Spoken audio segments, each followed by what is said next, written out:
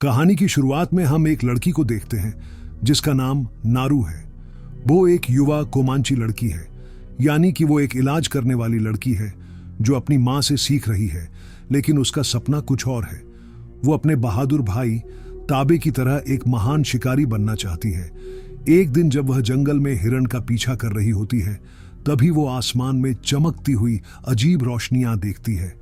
उनको देखकर उसे लगता है कि यह थंडरबर्ड है, यानी एक दिव्य पक्षी, और वो समझती है कि यह संकेत है कि अब वह एक शिकारी बनने के लिए तैयार है।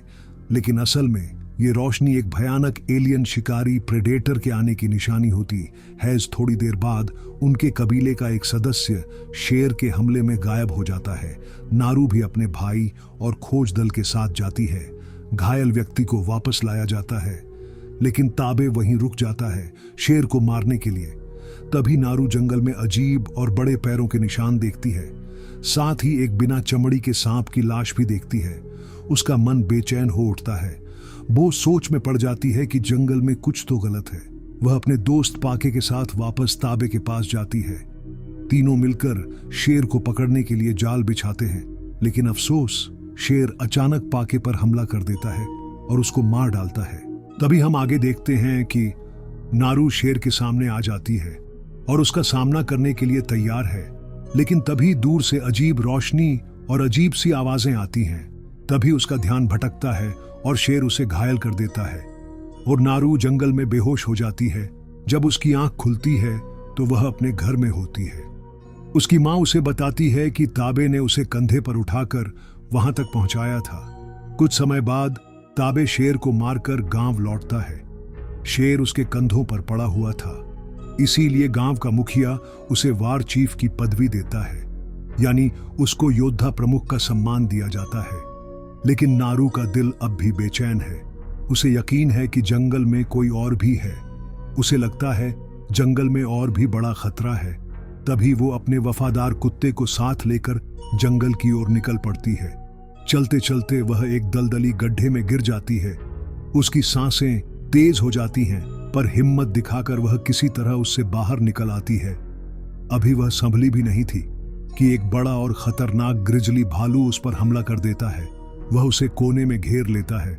नारू को अपनी मौत सामने लग रही थी, लेकिन तभी अचानक एक अदृश्य ताकत, वही डरावना शिकारी प्रेडेटर आ जाता है और भालू को नारू के सामने ही बहुत बेरहमी तरीके से मार देता है। इस अफरा तफरी में नारू को भागने का मौका मिल जाता है, लेकिन भागते भागते वह अपने ही कबीले के कुछ लोगों से टकरा जाती है जिन्हें उसे ढूंढने भेजा गया था। इस बीच वह रहस्यमय शिकारी वहां आ जाता है और उन सभी लोगों पर अचानक हमला करता है। वह बड़ी बेरहमी से एक एक करके उन सभी योद्धाओं को मार देता है। नारू ये देखकर काफी ज्यादा घबरा जाती है और घबराहट में नारू एक पैरों में फंसने वाले लोहे के फंदे में जकड़ी जाती है। अब उसे अपनी मौत सामने दिखाई देने लगती है।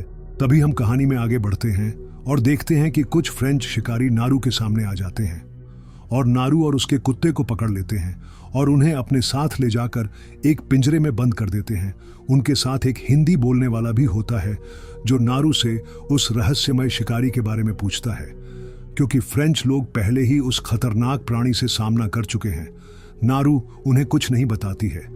तब फ्रेंच लीडर उसे दिखाता है कि उसका भाई ताबे भी उनके कब्जे में है। वह ताबे को बुरी तरह यातना देता है और फिर दोनों भाई बहन को उस शिकारी के लिए चारे की तरह इस्तेमाल करने का प्लान बनाता है ताकि वे उसे पकड़ सकें। वो उन्हें एक पेड़ से बांध देता है ताकि शिकारी उनको जैसे ही मारने आएगा वो सारे अंग्रेज लोग उसको पकड़ लेंगे। लेकिन उनका ये लालच उन पर बहुत भारी पड़ता है। प्रेडेटर आता है और एक एक करके ज्यादातर फ्रेंच लोगों को बेरहमी से मार डालता है। एक बार को फ्रेंच लोग शिकारी को जाल में फंसा लेते हैं, लेकिन शिकारी इतना ताकतवर होता है कि वो जाल को तोड़ देता है और बाकी बचे लोगों को भी बेरहमी से मार देता है। इस अफरा तफरी के बीच ताबे और नारू किसी तरह भाग निकलते हैं। नारू अपने प्यारे कुत्ते को भी फ्रेंच शिविर से छुड़ाती है। भागते हुए उसकी मुलाकात हिंदी बोलने वाले अंग्रेज से होती है जो गंभीर रूप से घायल होता है क्योंकि उसका पैर कट चुका होता है। मरने के कगार पर खड़ा वो अंग्रेज नारू से मदद मांगता है। बदले में वह उसे एक चकमक पिस्तौल चलाना सिखाने का वादा करता है। बदले में नारू उसके जख्मों का इलाज करती है। वह उसे ऐसे औषधीय पौधे देती है जो उसके शरीर का तापमान कम कर देते हैं, जिससे खून बहना रुकता है। तभी प्रेडेटर वहां पहुंचता है। उसको देखकर वो अंग्रेज जानबूझकर मरा हुआ बनने की कोशिश करता है। नारू गौर करती है कि कम शरीर की गर्मी की वजह से प्रेडेटर उसे देख नहीं पा रहा है। वह चौंक जाती है। अब उसे शिकारी को हराने का एक नया तरीका मिल गया है, लेकिन तभी प्रेडेटर गलती से उस अंग्रेज के ऊपर पैर रख देता है और वो दर्द से चीख उठता है और उसी पल शिकारी उसको बेरहमी से मार देता है। तभी कहानी में आगे उसी वक्त ताबे घोड़े पर सवार होकर आता है और नारू को शिकारी से बचाता है। दोनों मिलकर उस खतरनाक प्रेडेटर को कमजोर करने की कोशिश करते हैं। वे उसे काफी चोट पहुंचाते हैं, लेकिन लड़ाई के दौरान ताबे बहादुरी से लड़ते हुए शिकारी के हाथों मारा जाता है। ये देखकर नारू का दिल टूट जाता है, लेकिन अभी भी वह डरने वाली नहीं है। वह वहां से भागती है और उस फ्रेंच लीडर को ढूंढ निकालती है जो पहले ताबे को यातना दे चुका था। नारू उसे पकड़ लेती है और चारे की तरह इस्तेमाल करने का फैसला करती है। वह फिर से वही जड़ी बूटियां खाती है जो शरीर की गर्मी को कम कर देती है, ताकि प्रेडेटर उसे न देख सके और सूंघ न सके। फिर वह अंग्रेज की दी हुई पिस्तौल लेकर तैयार हो जाती है। जैसे ही प्रेडेटर उस फ्रेंच आदमी को मार रहा होता है, नारू अचानक उस पर हमला करती है और उसकी नकाब गिरा देती है।